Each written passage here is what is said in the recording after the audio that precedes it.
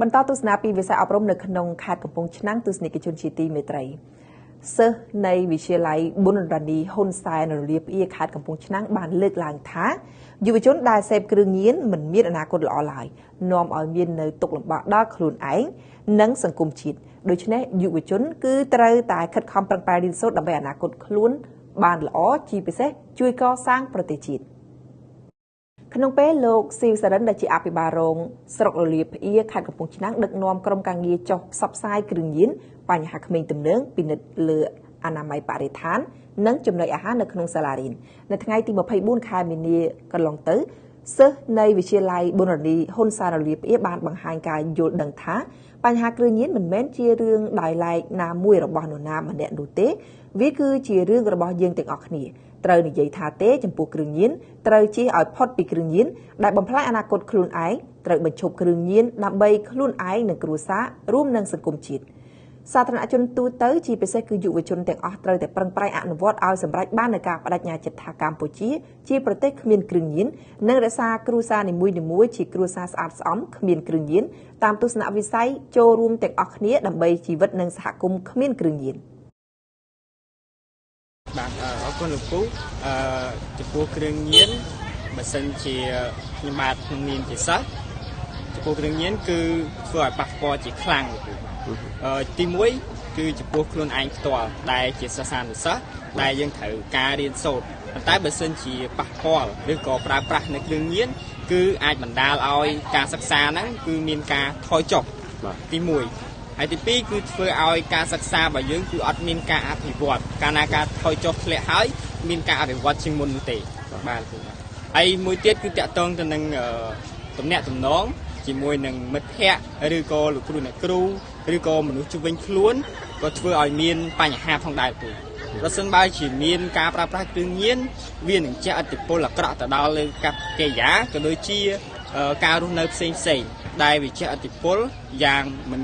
ល្អទៅដល់មនុស្សនៅជុំវិញខ្លួនដែលបង្កឲ្យមានចំនួនផ្សេងឬការមិនគប់ចិត្តឬក៏ធ្វើឲ្យប៉ះពាល់ទៅដល់អ្នកដទៃដែលធ្វើឲ្យទំនាក់ទំនងឡើងមានភាពល្អប្រសើរហើយមួយទៀតគ្រឿងញៀនគឺធ្វើឲ្យប៉ះពាល់ដល់គ្រួសារបន្ទាប់ពីខ្លួនឯងហើយបន្ទាប់ពីធ្វើឲ្យបាត់បង់មិត្តភ័ក្តិបាត់បង់ទំនាក់ទំនងល្អជាមួយនឹងមនុស្សជុំវិញខ្លួនហើយធ្វើឲ្យប៉ះពាល់ទៅដល់គ្រួសារផងដែរសូមសំណូមពរទៅដល់មិត្តភ័ក្តិទាំងអស់ជាពិសេសសិស្សានុសិស្សយុវជនទាំងអស់កុំឲ្យភ្លើតភ្លើននៅក្នុងភ្លើងយុវវ័យទៅប្រើប្រាស់សេពគប់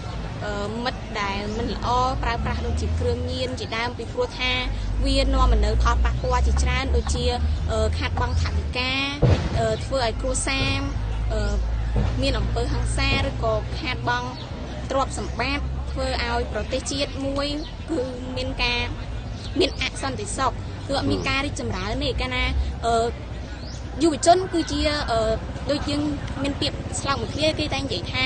យុវជនគឺជាទំពាំងស្នូលឫស្សីក៏ប៉ុន្តែបើយុវជនស្អុយទំពាំងស្អុយតើមានអ្នកណាទៅស្នូលឫស្សីអញ្ចឹងហើយបានយើងគប្បីយើងជាយុវជននេះគឺជាធនធានដែលសង្គមជាតិត្រូវការកាន់តែខ្លាំងហ្នឹង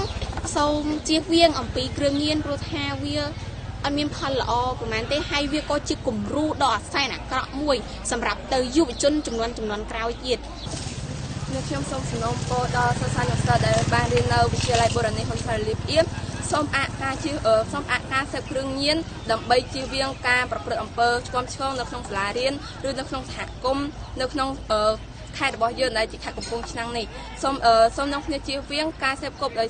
គ្រឿងញៀនឬក៏ការសេពគប់មិត្តភ័ក្តិដែលនាំយើងទៅប្រើប្រាស់គ្រឿងញៀនពីព្រោះការប្រើប្រាស់គ្រឿងញៀនវានាំឲ្យយើងប៉ះពាល់នៅសុខភាពជាមួយនឹងអំពើហិង្សាជាមួយគ្រួសារយើងឬក៏ជាមួយមិត្តភ័ក្តិតែកាលណាយើងប្រើប្រាស់គ្រឿងញៀនយើងនឹងអាចឈានទៅរកការមួយដែលយើងគិតថាយើងអត់មានលុយប៉ុន្តែយើងអាចនឹងចម្រិត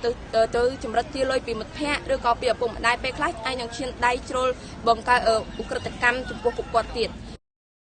លោកស៊ីសរិនអភិបាលរងស្រុកលៀបបានបញ្ជាក់ថាមេដាបេដាឬអាណាព្យាបាលសិស្សមានតួនាទីសំខាន់ណាស់នៅក្នុងការរួមចំណែកជំរុញកុលបុត្រកុលធីតារបស់ខ្លួនឲ្យខិតខំប្រឹងប្រែងព្យាយាមរៀនសូត្រដើម្បីកាត់បន្ថយភាពក្រីក្រក្នុងគ្រួសារនិងជួយពង្រឹងឲ្យកូនចៅខ្លួនមានការទទួលខុសត្រូវលើខ្លួនឯងមានសីលធម៌និងអាកប្បកិរិយាថ្លៃថ្នូរដើម្បីក្លាយខ្លួនទៅជាកូនល្អសិស្សល្អមិត្តល្អ